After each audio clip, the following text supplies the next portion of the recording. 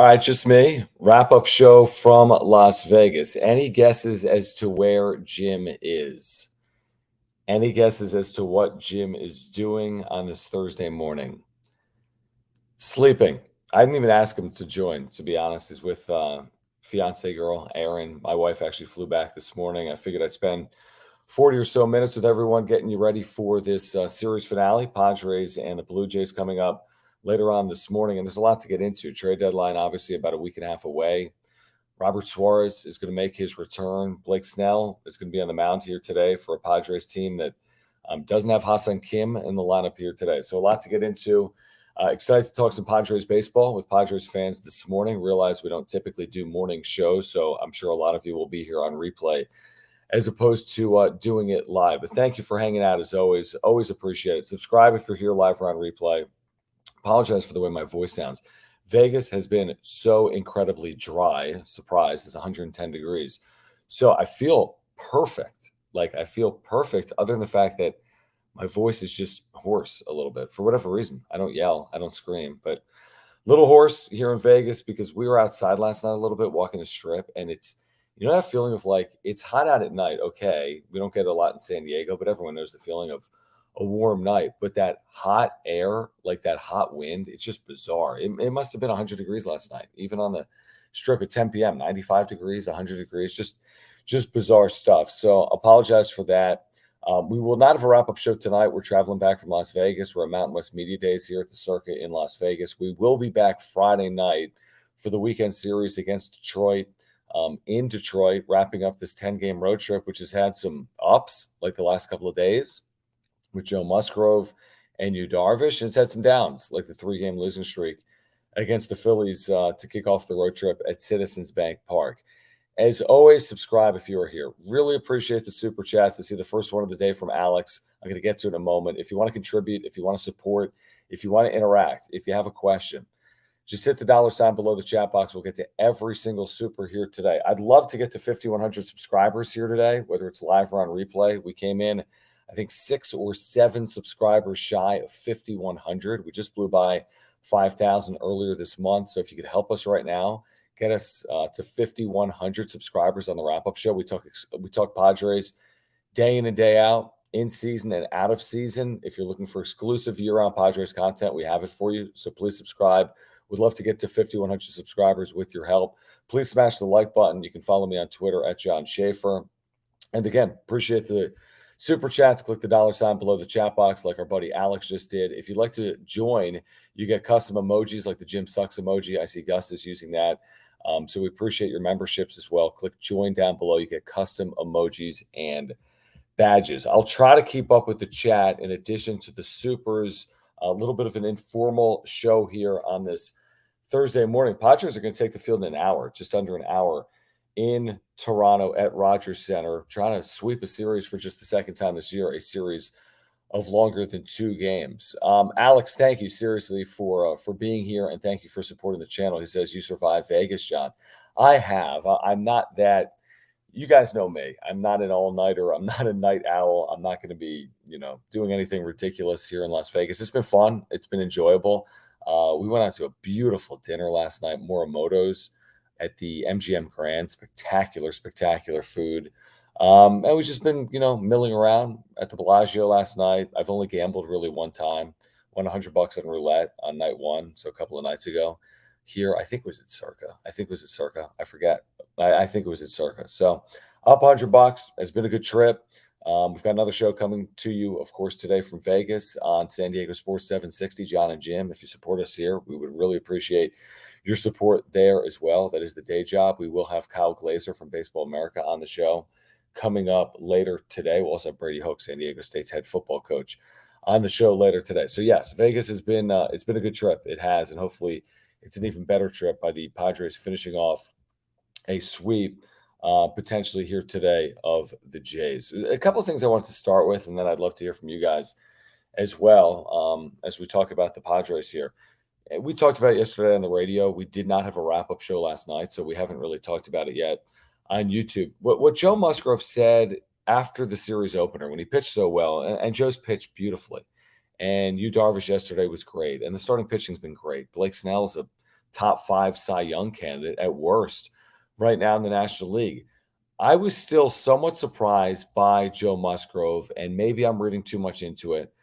But when he was asked post game about, like, are you buyers? Are you sellers? You're still under 500. He basically said, and this isn't the entire quote, but here's a portion of it. He said, I feel like whether we buy or sell, we're a really good team regardless. There's certain guys that they aren't going to sell. And even if we do sell off the guys that are available, Blake and Hader, he said, that are going to be free agents at the end of the year, we have a good team in here without those guys. Obviously, we're not the same team without them, but we do have a good team. So I feel like that's not much or not as much of a concern. And we're not really thinking about that. We're thinking about winning games one at a time and just putting as many as we can together in a row. So on its face, somewhat harmless to say something like that, but to be so transparent and honest, which I don't think is a bad thing. I give him credit for being, forthright. But to say that, they're a good team regardless, even in the absence of Josh Hader and Blake Snell, um, means that they've at least, come to recognize that there's a possibility that those players move. And also the fact that they recognize they've underperformed. Even the fact that he says, this is a good team, you could take exception with. I put a poll in the chat if you want to click on that, guys, while you're here. Is this a good team without Blake Snell and Josh Hader? And shoot, are they even a good team now at 46 and 50? You can, again, comment, or excuse me, you can just, react in the poll that is at the top of the chat, I guess, right now. Let me take a look at that poll. It's been about 50 votes, it looks like. And are the Padres a good team without Blake Snell and Josh Hader? 50% of you, or 47% of you right now, are saying no. 26% of you are saying they're not good either way. And 28% of you are saying this is a good team, even if they lost parts that are going to be free agents at the end of the year, like Blake Snell and Josh Hader. But was anyone else surprised by that honesty and handedness from Joe Musgrove on Tuesday night? I really was when I read it. Actually, I heard it when I heard the audio on social media, and then I read the quote.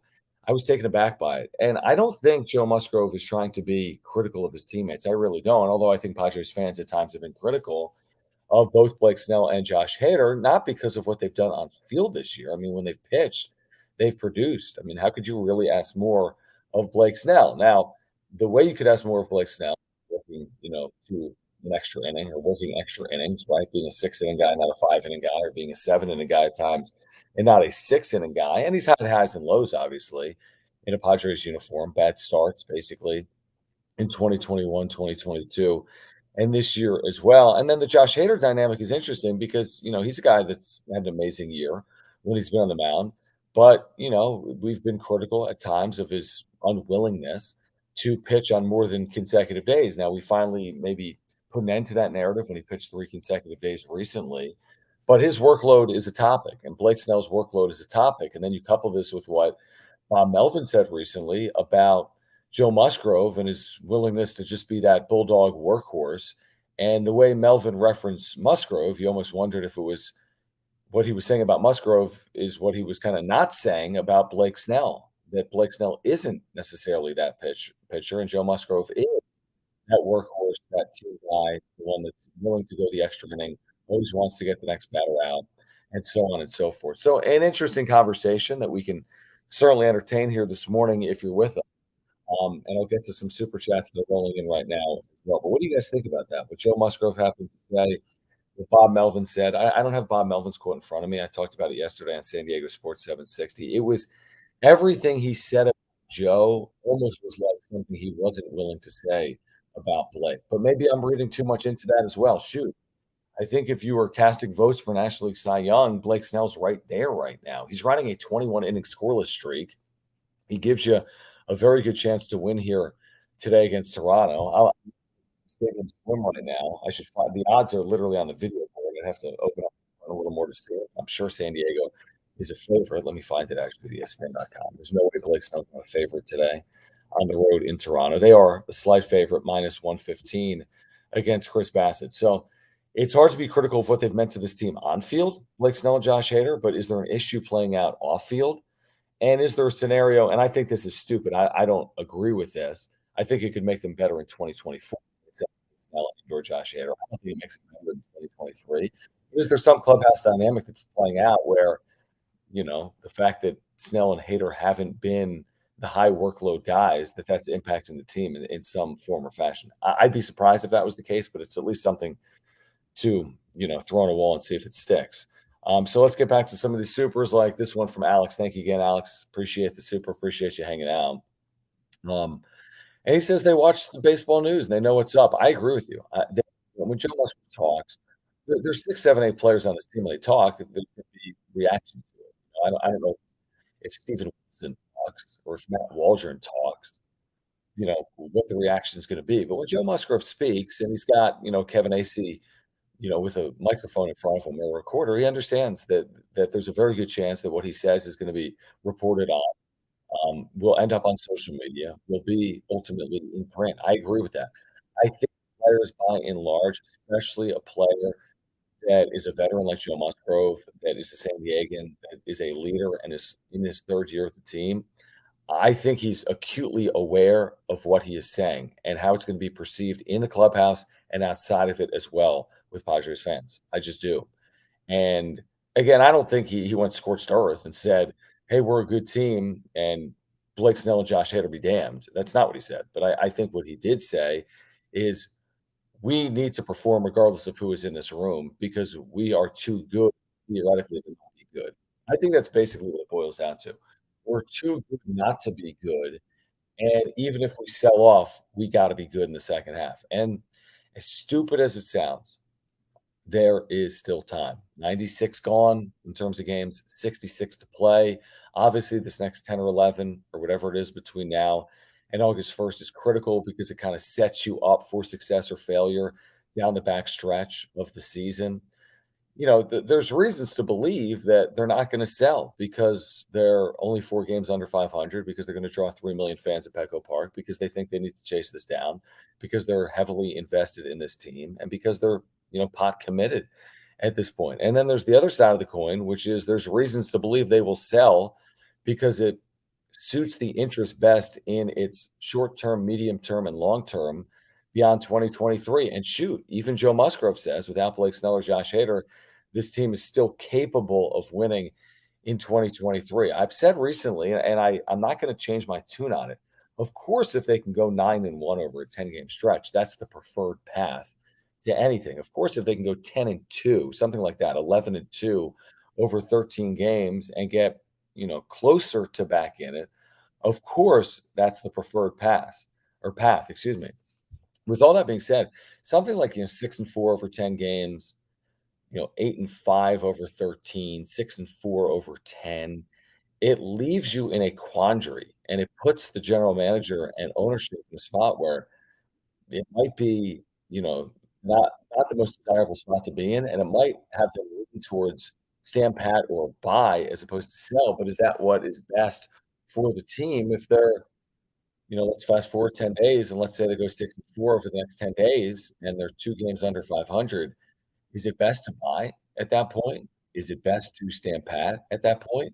Or are you 100 and something games into your season and 6 or 7 or 8 games out of the wild card spot and in a spot where, you got a 1-4 or 1-3 or 1-5 chance of making the postseason?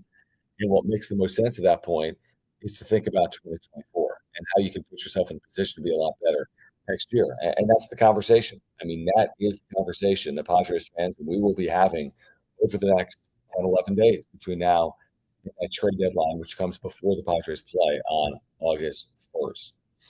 Okay, no name. Thank you for the very generous super. He says Candelario, if the Nats would fit perfectly for what we need. Plays first and third, power, fits at DH, wrecked the Padres at Petco. Yeah, I remember that as well, if I recall correctly. So let me look up the situation with Candelario. I mean, obviously they don't need anything at third.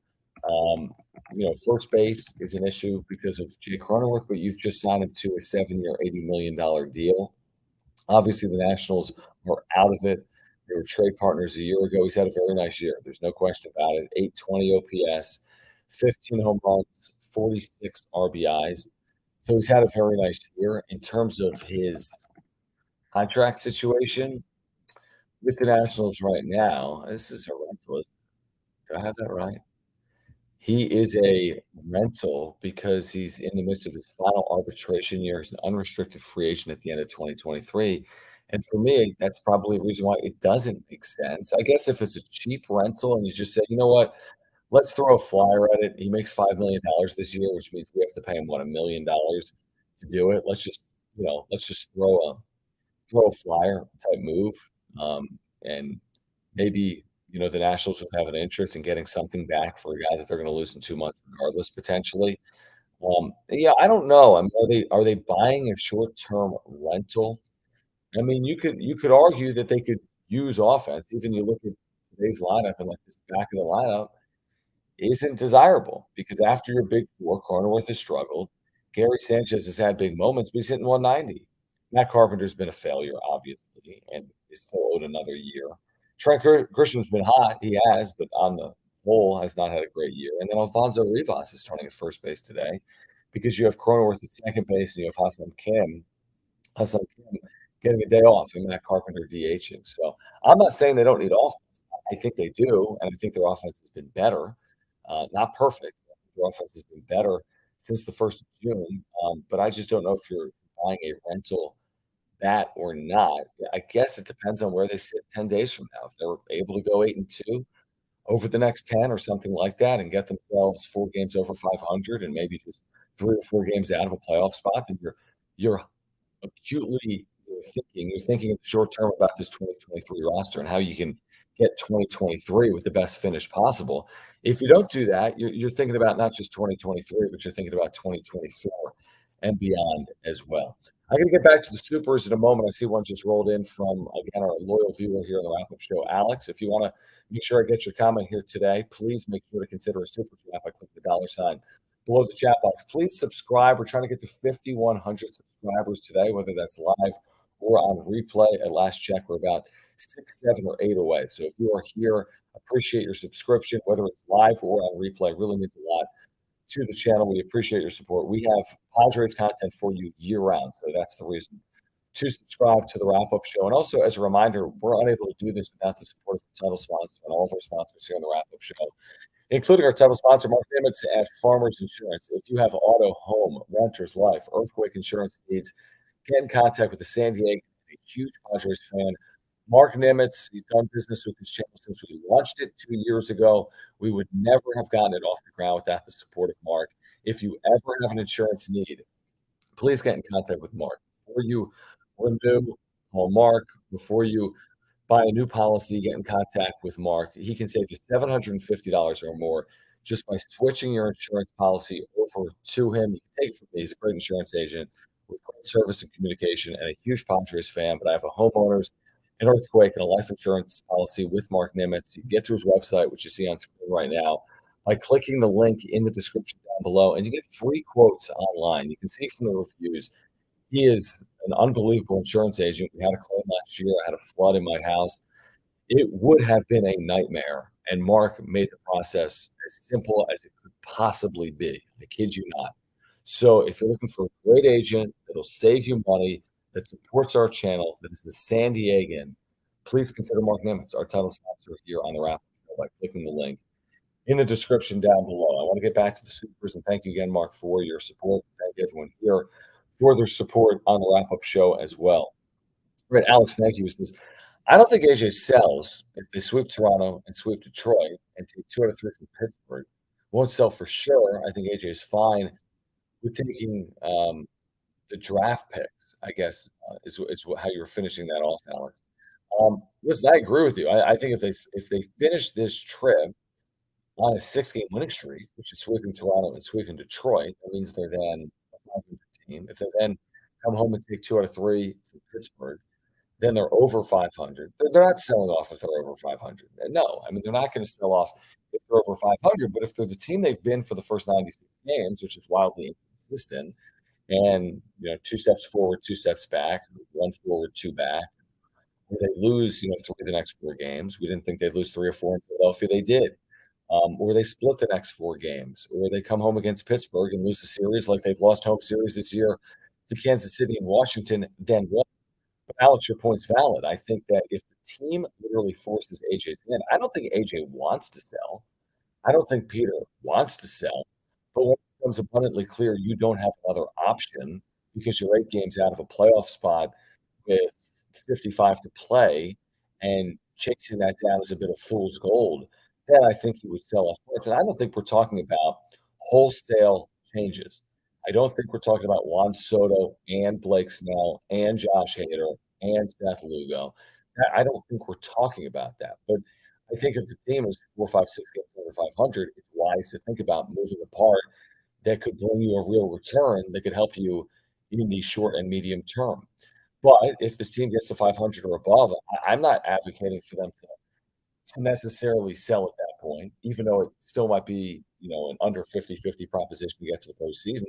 I don't know if I'm advocating for a big buy at that point, and maybe they stand pat, and you could argue the merits, and this is the conversation. This is the balancing act that we've been talking about now for weeks, really now for weeks because of their inconsistency. One day you wanna say they should buy, one day you wanna say they should sell, and what that probably tells me is they don't wanna go all in either direction, selling off parts or enhancing this roster, and that's the way I see it now. You can't put anything past AJ Preller.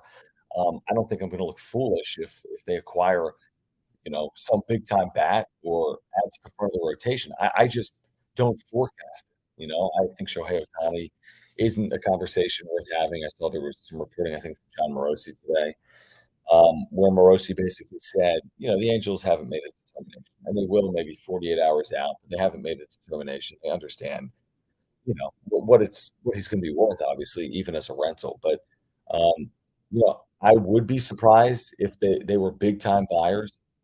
I would be surprised if they were big time sellers. I'm talking about Juan Soto.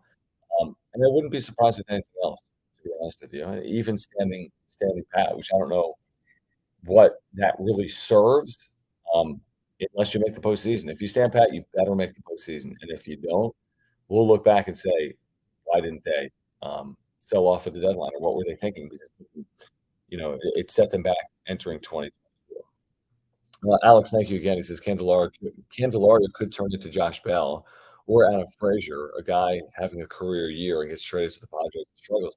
It's a couple of things, and I agree with you. A couple of things with the Padres acquiring bats. We know Petco Park is, I think, technically this year the second worst hitting park in Major League Baseball. Nationals Park is a great hitter's park with warm weather more often than San Diego, and the ball has jumps there for whatever reason. It's a launching pad. So you're going from one of the better ballparks for hitters to one of the worst ballparks for hitters. You're going for a team that is not vying for a postseason spot without postseason aspirations, that is rebuilding to a team that, yeah, is on the outside looking in, but the focus is clear and the expectations are clear. And that's that if we're making an acquisition, we are trying to get to the postseason. I mean, if they're adding a player like Candelario at the deadline, then they are making their point clear that, they're trying to track down a postseason spot. So there's going to be expectations. I don't know how Soto and Bell, when we look back in 2022, how they dealt with that immediately after the trades. So you have to be careful. You do.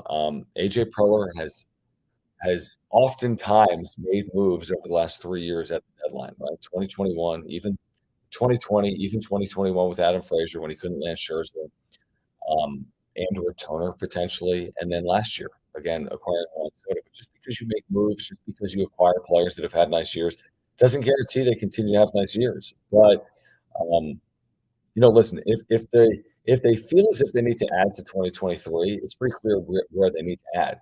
They could use the sixth starter, in my opinion, with Michael Wacha out right now. They could use back-end bullpen help even with Robert Suarez returning. We have no clue what Suarez is gonna look like.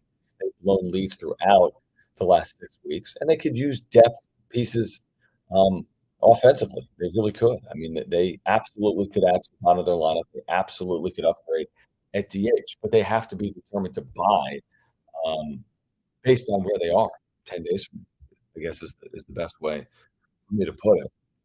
Now, listen, you look at what they've done here on this road trip where they're 3-3, and, 6 days have come off the calendar, and they're no better or worse, I guess, than where they were, 6 games ago. But There are some encouraging signs. Musgrove Darvish the last 2 days. You have Manny Machado's July, where he's, potentially the best offensive player this month. He's got this 1,300 OPS, 9 home runs. In July, he's driven in 21. Padres have had players of the month, incredibly, in May and June, yet they haven't really been better than a 500 team in May, June, in July. So we've said it often, as Manny goes, the team goes. That hasn't necessarily been the case here with him getting hot. It's not like this team is scorching hot right now. He's had a very good month of July. You have Juan Soto. I saw this stat, I think, from Kevin Acee, where Juan Soto, is Juan Soto misunderstood? And, you know, it's fair for us to be critical. It's fair for Padres fans to want more. You thought you were getting Babe Ruth, and he hasn't been Babe Ruth as a Padre, but he has been good, and I often reference his 900 OPS, and often people come back with, "Well, yeah, it's all on base, it's not slugging, he walks a lot." But, I mean, this is who he was in Washington. He's not walking more in San Diego than he was in Washington. I think yesterday he reached base safely. Let me pull it up. Yeah, he walked 3 times. He's reached base safely 3 or more times, 30 different times this year. It's the most in Major League Baseball, and you may say, "Well, it's not enough." Because in those big, you know, opportunities with 2 on, he may prefer a walk or he may not come through in the clutch. He's actually been a good hitter with men in scoring position. I think I have that right. I think he's been a solid hitter at least with men in scoring position this year. He still has a 907 OPS, 41 points higher than Fernando Tatis Jr., and Tatis is second on the team. He is far and away the best offensive weapon that the Padres possess. Other than Tatis, there's no other player with an 800 OPS.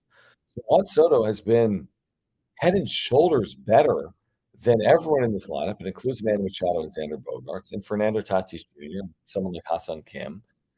And if there's a close second, it's Fernando Tatis Jr., but Juan Soto has put together a year. He's battled injury. He's certainly dealing with something right now. And again, would you want more? Of course, everyone wants more, especially from Star, and he's posted 1,000 OPS seasons before. So maybe you're thinking, 900 is nice, but what would really be nice is, can you get that thing up to 950, 975? Can you do it with slug? Can you do it with more power? Can you hit a little more in the clutch? But I've had this conversation ad nauseum about Juan Soto. I'm at the point where I feel like he's just a misunderstood player, to be honest. We said it the day of the deadline. He's not a good defensive player. He hasn't been. We said his ability to get on base is second to none. That's who he's been. And we said he's not a 50 home run hitter because he sees so many pitches and he's not going to have as many ABs. He'll have a lot of plate appearances, but he's going to find ways to get on base. It's the responsibility of players like Machado, who's done it here recently, Tatis, Bogarts, and others to get him in. Getting on base and moving the line is not a bad characteristic. They haven't given him the $500 million deal yet. It's not like you're paying him $500 million to walk. You're paying him right now to help this team win, and, he's not hurting this team. I promise you that. He's not hurting this team with his -7 OPS. Alex, thank you. He says, "If you can get a bat from the Nats, add Finnegan." I don't know a ton about, let's see, add Finnegan, Kyle Finnegan of the Nationals. This year has a 3.32 in 38 games with 12 saves. I mean, I guess if you moved Hader, you could do some type of return. That's the thing. You're not just a buyer or a seller. There are teams that sometimes sell off and make acquisitions as well. So you could move Josh Hader and have a return that includes a closer, or you could slide Robert Suarez in, presumably as well, but that means Suarez is gonna have to be healthy. It'll be interesting to see how they use Suarez initially, and I don't know a ton about Finnegan, if I'm being perfectly honest. Looking at his contract status, he's another one of these guys that well, excuse me, he's gonna be arbitration eligible next year. He's not a free agent until 2026, so you actually have him under control for the remainder of 2023 and then 24 and 25. He's a little bit of like a veteran journeyman. He's about to be 32. His career numbers are solid, not spectacular. Year has been solid, not spectacular. So it's an interesting name. It's an interesting name. I'm glad you threw it out. But I think the point that I was, making as well here is that you can both buy and sell. There are a lot of examples of it. It's hedging. can hedge. You could sell off Hader, and add a piece. You could sell off Snell and add a piece, and maybe by selling off Snell I think if you sell Blake Snell, we'll see where they are. I mean, you're looking for a haul in return, the way he's pitched. I think if you sell off Josh Hader, you get a nice return, but you don't get the same return for a closer that you're getting for a Cy Young caliber. I mean, he's already won a Cy Young, but he's pitching like a Cy Young caliber pitcher right now in the National League. I think the way Snell moves is you get an offer that you can't refuse, and the team remains, 3 plus games under 500, 7 plus games out of it in the National League wild card race. That's the way I look at it as I see it right now. All right, I'm gonna get to a very generous super that's just rolled in front of me, Will Duca in a moment, so Will, stay right where you are. Guys, stay where you are. Please subscribe. We get to 5,100 subscribers here today.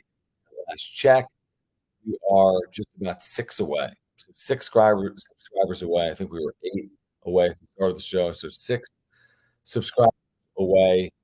Please subscribe if you're here. Year-round content for Padres fans. Smash the like button for me if you wouldn't mind. Follow me on Twitter at John Schaefer. And I do appreciate the super chat. It's a great way to support the channel. Coming to you live with preview edition as the Padres get ready for the Blue Jays later on this morning. Want to remind you, we told you about our channel sponsor, Mark Nimitz. I need to tell you about our friends over at Aura and their co-founder, Will. They've got a great, great company. They really do. If you're looking to get healthier, this is the way to do it. Click the link in the description down below or go to ora.organic. I love their probiotic for digestion. If you have any digestive issues, any at all, make sure to check out ora.organic, and make sure to check out their probiotic. I take it every single day. I have for, I don't even know at this point. It's like 13, 14, 15 consecutive months. It's a great product. So they have probiotics, pre-workout supplements, proteins for after workouts, omega-3 oils. If you take a fish oil, you can take their omega-3 oil. They have sleep pills and immunity pills and much, much more. So just a great company with great products. It's a great way to support this channel. Their co-founder, Will's a San Diegan, huge Padres fan. Office is right here in San Diego in Liberty Station. And whether it's for yourself, your spouse, your family, or your friends, or you're just looking to support the channel, click the link in the description down below or go to ora.organic. And thank you, Aura, and thank you, Will, for your support here on the wrap-up show. All right, let me see real quick. Let's see. All right, Will, thank you again. Let me just pull this up. Very generous, Will. Appreciate you hanging out. Thank you for support of the work we do here on the wrap-up show. He says AJ's ego will get in the way of any type of selling at the deadline, in his opinion. The moment they sell, the white flag goes up for the 2023 season. With that said, if we can go run over the next week and get over 500, we'll be buyers 100%. Yeah, I mean, I agree with you, Will, on the reason to temper any expectation that the Padres would sell, regardless of where they are. I may temper it the other way. I mean, I think if this team was exactly at 500 in 10 games, so what would that mean? 7-3. Let's say they're 7-3, which actually means they're 9-3 over a 12-game stretch because they've won 2 straight. Let's say 9-3, 8-4 here over a 12-game stretch, right? So you're either 500 or a game or 2 under, doing the math on that.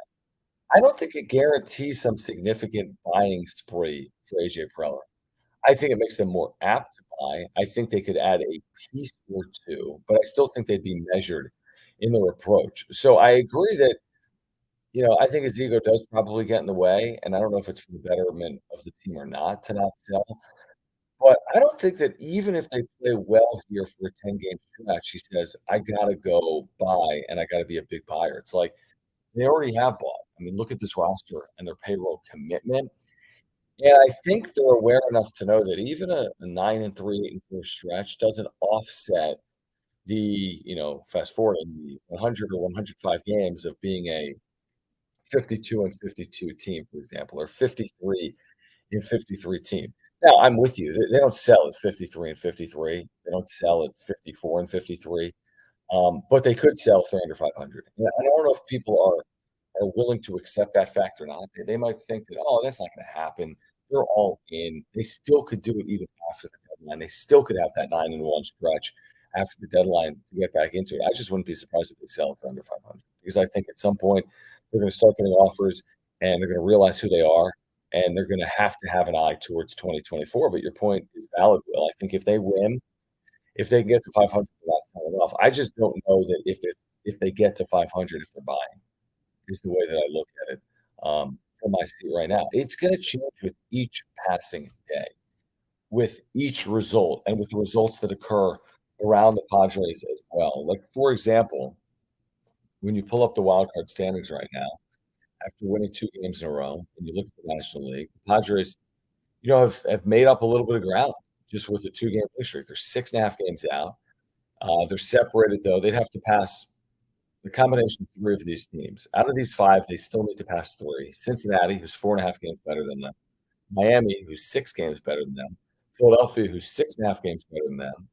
Or San Francisco, who's 8 up, or Arizona, who's 8 up. So you don't have to pass them all, but 3 of 5 of Cincinnati, Miami, Philadelphia, San Francisco, Arizona. Realistic? Yeah. I mean, possible? Sure. Likely? Probably not. But it can change with each passing day and with results that occur around the Padres, although you're looking for you need a lot to happen around you because even if Miami cools off, if the other 4 teams don't, you still have work to do. But if a couple of teams cool off and you get hot, then maybe there's a path here for the Padres potentially to find their way into the postseason. And as unlikely as it has felt at times here in 2023, we'll see if a path presents itself based on the way this team plays in the second half of the year. All right, continuing on here with super from Alex. Thank you, Alex. Again, thank you guys for hanging out. He says, I think getting a piece or two is nice. But come on, it's AJ. You don't think he will try and go get Ohtani or Goldschmidt? It's AJ Preller. I mean, you know me, Alex. I mean, I don't sell false bills of goods. I thought that Juan Soto was realistic last year because there was source reporting that said Juan Soto to San Diego was realistic. I don't see source reporting right now that says, Shohei Ohtani to San Diego is realistic, other than the fact that they could and probably will be in on Ohtani, in the offseason because it is AJ Preller, and in the offseason, there's a lot of teams that are gonna be in, and why wouldn't you, take your best swing at Shohei Ohtani? And then we'll see. So I think it's more likely in the offseason and as a rental with Ohtani. With Goldschmidt, who let me look at Goldschmidt contract status, and maybe someone can put it in the chat. When you're talking about a veteran aging player who makes a lot of money, who is signed through next year and is gonna make $26 million next year before being an unrestricted free agent. So you tell me, are they in position to take that on? Is that your expectation? They take that on and they get out from underneath Jake Cronenworth's $80 million? How? It's not a good deal. It'll be hard to sell off. So that's my opinion. I'm not saying it's right, and I agree. Your sentiment is spot on. I mean, he's made huge swings. Not landing Scherzer was a big swing. Landing Juan Soto is massive. Trading for Mike Clevenger at the time was a big trade. Bogarts, Machado, I understand it. These are big swings, seismic decisions. Um, I just think his team hasn't put him in a great spot to try to make a move of that caliber. That's my opinion. I think if this team was sitting where Miami was right now, it's 53 and 45, a half game out, where Philadelphia is at 52 and 43 in possession of the last wild card. I think if this team was 2 games out of the division as opposed to right now being 9.5 games out of the division, then I think everything's on the table. And maybe it changes over the next 10 days. We've said it a lot. Maybe it changes. Maybe it changes. Unfortunately, nothing has really changed at this point because they're 46 and 50. But you win. Blake Snell gives you a good chance to win today. You get to Detroit off a sweep and you win a series there or do better and even sweep that series, and maybe the conversation completely changes. But as I see it on July 20th, I'd be extremely surprised to see them make a trade for either of those 2 players. Give me a week and maybe my position changes. So I am willing to adapt based on the circumstances that occur with the Padres and around the Padres over the course of the next 7 to 10 days. So I think it's reasonable, but I think your take is reasonable that we're going to read about it. We'll read more about it if they start winning a little bit and just knowing that the Padres need to do business under AJ Preller. You'll start reading about their interest. And if I see more source reporting about their interest in those players, then we'll talk about that reported interest potentially over the next couple of days as well. All right, going to be with you for the next handful of minutes. If you want to make sure that I get your comment, you get your super in now just by clicking that dollar sign below the chat box. And also want to remind you about our partnership with our friends over at Underdog Fantasy. If you go to underdogfantasy.com right now and use promo code PADSWRAP, you're going to get a 100% deposit match up to $100. That's right. So if you go to underdogfantasy.com right now, you are going to get a 100% deposit match up to $100 by using promo code PADSWRAP. They've got drafts going on right now, starting at just $3 per draft. If you're playing fantasy sports, this is the best place to play daily fantasy. They have drafts going on right now. They have daily pick'ems going on right now. I just put a link in the chat. Again, use promo code PADSWRAP. You're getting a 100% deposit match up to $100. You don't have to deposit $100. You can deposit $10. We'll give you $10. You can deposit $50. We'll give you $50 and so on and so forth. It's a great way to support this channel. It's the best and easiest place to play fantasy sports. It's so simple with the drafts. All you do is draft. You can even auto draft. They take care of everything else. No waivers, no trades. They make it seamless and easy. Go to underdogfantasy.com or download the Underdog Fantasy app. Use promo code PADSWRAP and get a 100% deposit match by using, again, promo code PODSWRAP. And Gus wants to know if he's still winning these season-long drafts. I'll take a look at the end of the chat. Gus, I will take a look where we are in the season-long chat or season-long draft going on at Underdog Fantasy. A number of you have signed up over the course of the season. We do appreciate that. It is a great way to play fantasy sports. I do it often. I do it with you guys oftentimes on the wrap-up show. So, again, if you're looking for a place to play daily fantasy, there's no better place than Underdog Fantasy. Partner of ours on the wrap-up show. Use promo code PADSWRAP to get a 100% deposit match up to $100. A couple of other notes just to pass along before we get out of here, and the Padres are about to get underway in about 15 to 20 minutes. Robert Suarez activated. How do they use him initially? Is it in leverage or not? I would say maybe the first appearance or two, maybe not in a high leverage spot, but maybe I'm mistaken with some of the ineffectiveness in that bullpen. But I'm excited. I'm hopeful. I'm optimistic, but I need to see it. He was as good of a reliever as they had last year for 90% of the season. So we'll see if they can get him looking like that as the calendar flips to August. Also, I saw earlier today Michael Wacha unlikely to pitch Saturday, but it doesn't sound like it's long term. They hope to have him back, hopefully by late July, early August. They need him back, obviously. They've got elite starting pitching, but they're thin with their starting pitching. It'll be interesting to see what they do in the absence of Michael Wacha, at least for a turn or two in this rotation. And again, going for a sweep here today behind Blake Snell, who's coming off another scoreless outing, who's gone, I think, 21 consecutive scoreless innings. He's pitched like a Cy Young candidate. He really has. And we'll see if he can keep this thing going in Toronto. Blue Jays came in really hot, and the Padres have cooled them off by winning the last couple of days. They did it with offense in the opener on Tuesday. They did it with Yu Darvish and the bullpen yesterday, and one timely hit, a broken bat flare from Manny Machado.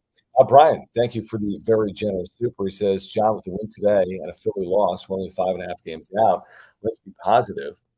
I think I've been pretty measured and positive, Brian.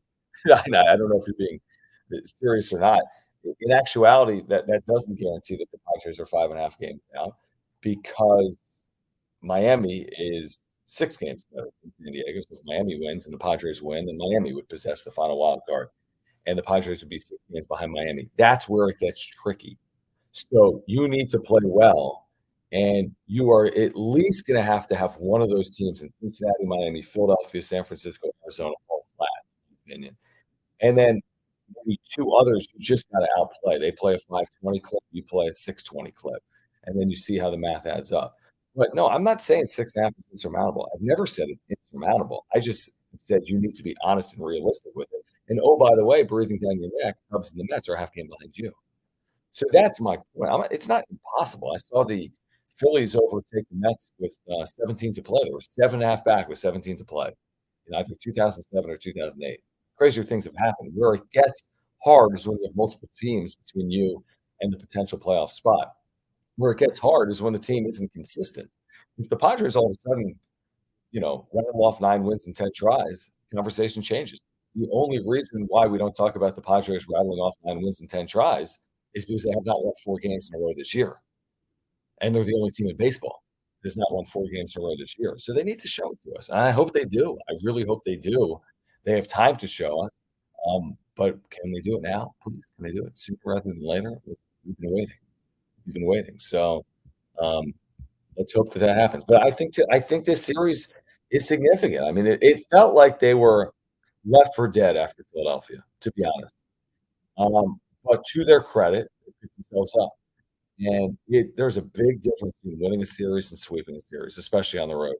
And the difference between winning today and losing today is going to be important potentially. Like I said, you're making decisions based on information you have. And each and every game gives AJ Preller more information about where his team is and where they're going. And if they can win today behind Blake Snell and get to Detroit, then we start having the conversation again about getting to 500. They'd be close. You get to within 3 games of 500, all of a sudden you're feeling half decent about where you're sitting, or better than you have felt maybe in the last handful of days. All right, guys. Appreciate you hanging out. Jim just said, "Why are you doing this show?" LOL. Because that's what we do. Because we have people that want content. Here, let me text them back. Because that's the point. All right. So please subscribe here on Content for Padres fans, trying to get to 5,100 subscribers. That means Jim is awake, by the way. Jim is just woken. He is awake. Try to get to 5,100 subscribers. Please subscribe if you're on Content for Padres fans. Smash the like button for me. Follow me on Twitter at John Schaefer, and please support our partners as well. Mark Nimitz at Farmers Insurance. If you have insurance needs, there is no one better. He will save you money. Click the link in the description down below. He's our title sponsor. Aura, ORA.organic. You can click that link in the description down below. And UnderdogFantasy.com. Use promo code PADSWRAP and get a 100% deposit match up to $100. For Jim, who always sleeps in, I'm John. We'll catch up with you Friday night after game 1 between Detroit and San Diego as the Padres go for a sweep here today against the Blue Jays. All right, appreciate it, guys. Take